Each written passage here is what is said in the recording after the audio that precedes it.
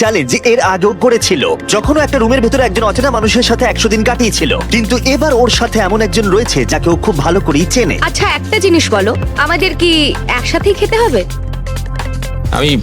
আমি জানি না। আচ্ছা যশ এখন স্নানে গেছে, তাই আমার মনে হলো আমার কিছু কথা বলা উচিত। আমার এই চ্যালেঞ্জটায় খুবই নার্ভাস লাগছে। আমরা 4 বছর একসাথে ছিলাম, 3 বছর আগে ব্রেকআপ, আর এখন আমরা একটা ঘরে বন্দি। একটা সময়ের পর আমাদের তো কথা বলতেই হবে।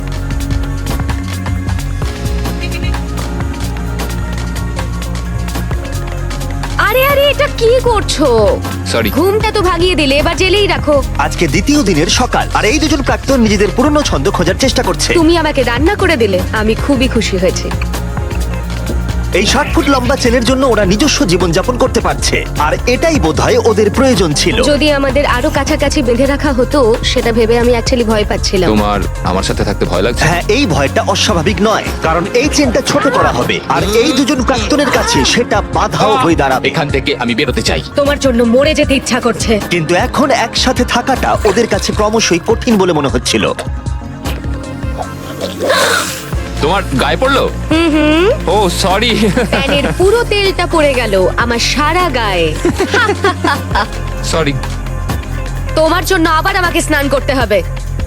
মজাটা হচ্ছে যে আমি ওকে ইচ্ছা করে বিরক্ত করছি। ও এটাই ডিজার্ভ করে। ও আমার সাথে ব্রেকআপ করেছিল। আমার মনে হয় আমাদের নিজেদের সমস্যাগুলো ঠিক করে নেওয়া উচিত। হ্যাঁ, আমারও মনে হচ্ছে আমাদের দুজনকে একটু মানিয়ে চলতে হবে, না হলে সমস্যা হবে। কয়েকদিন ধরে জিমি এখানে আসেনি। আমার কিছু একটা করতে ইচ্ছা করছে, কারণ এখানকার এটাই ভাইব, নীরবতা সব সময়। পরিস্থিতি এতটাই জটিল হচ্ছিল যে আমি ভাবছিলাম চেনটা ছোট করা হলে সেটা ওদের কাছাকাছি আনবে, নাকি আরো দূরত্ব তৈরি হবে। আজকে পঞ্চম দিনে রয়েছে আমাদের প্রথম অফার। পঞ্চম দিনে স্বাগত। তোমরা দুজন রুমের দুদিকে রয়েছো কেন? কারণ সে সুযোগ আছে। ঠিক আছে, এদিকে এসো। প্রায় 1 সপ্তাহ হতে চললো, কেমন লাগছে বলো? আসলে ব্যাপারটা হলো আমি ওর সাথে মানিয়ে চলার চেষ্টা করছি। আমার পক্ষে তো কথা বলাটাও কঠিন হয়ে যাচ্ছে। হ্যাঁ, তোমরা একসাথে চেনে বাঁধা থাকা অবস্থায় 5 দিন কাটিয়েছো, তাই সেটা সেলিব্রেট করতে একটা স্পেশাল অফার আছে। যাই হয়ে যাক না কেন, তোমাদের চেন আমরা ছোট করবই। ভাই। প্রথম অফারটা হলো একটা 50 ফুটের চেন, তোমাদের এখনকার চেনটা থেকে 10 ফুট কম।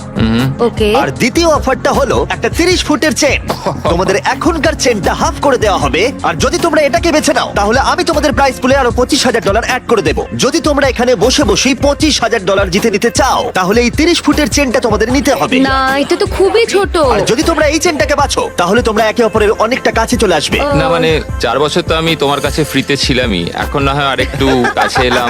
এটা তুমি কি ওই বললে? 10,000 এর জন্য। বলেছে। তোমরা কি তোমাদের চেনটা হাফ করে নিতে চাও? আমি এতে রাজি। আমারও সেটা ইচ্ছা, আমি রাজি। ঠিক আছে, নোলান চেনটাকে কেটে ছোট করে দাও। ও গড। তোমাদের চেনটা এখন অফিশিয়ালি কেটে হাফ করে দেওয়া হয়েছে। তোমাদেরকে good luck, good luck. Cheers! আমার এই টাকাটা নেওয়ার জন্য কোনো আফসোস নেই। আমাদের এখনো 25 দিন থাকতে হবে, তবে আমি এটা ভাবিনি যে চেনটা এত তাড়াতাড়ি ছোট হয়ে যাবে। বেশি ছোট হয়ে গেলে আমাদের মধ্যে অনেক সমস্যা হতে পারে। আমার তো মনে হচ্ছে যে এটা খুব তাড়াতাড়ি হতে চলেছে। এখন থেকেই শুরু করে দিলে?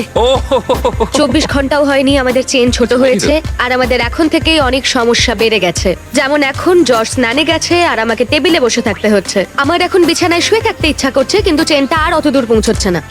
ভোর 4টের সময়ও আমাকে তুলে দিয়ে বলল যে ও বাথরুম যাবে। আমাকে ওয়াশরুম যেতে হবে। চেনটা ছোট হয়ে গিয়ে খুবই অসুবিধা হচ্ছে এখন।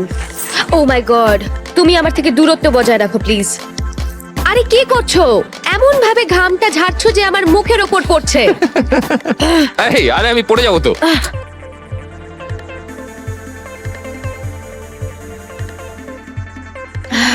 আমার নাম যশ, আমি ইম্যাচিওর। আমার নাম সুজি। তোমাকে দেখতে খুবই জঘন্য লাগছে, বাদরের মতো। আমার মনে হয় এই চ্যালেঞ্জটা অনেক ইজি হতো যদি আমি ওকে না চিনতাম।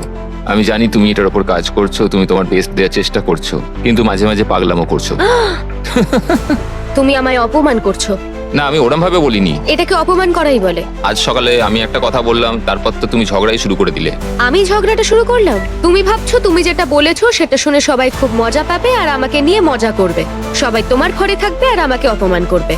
তোমার না সত্যি মাথাটা খারাপ।